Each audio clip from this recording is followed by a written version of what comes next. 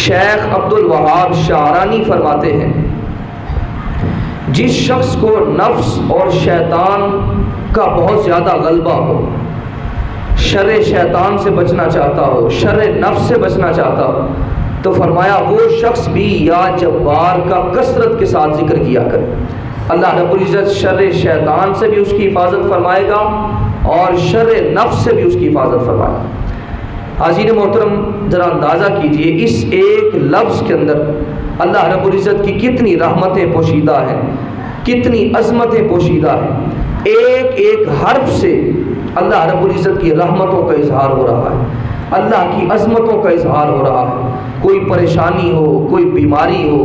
کوئی تکلیف ہو، کوئی مصیبت ہو، اللہ کے اس نام کو باوضو ہو کر، قبلہ رخ ہو کر اللہ کے اس نام کا ورد کیا جائے، دعا کے اندر اس کو شامل کیا جائے، اللہ رب العزت بیماریوں کو بھی دور فرماتا ہے اور اپنے بندے کی حاجات کو بھی پورا فرماتا ہے۔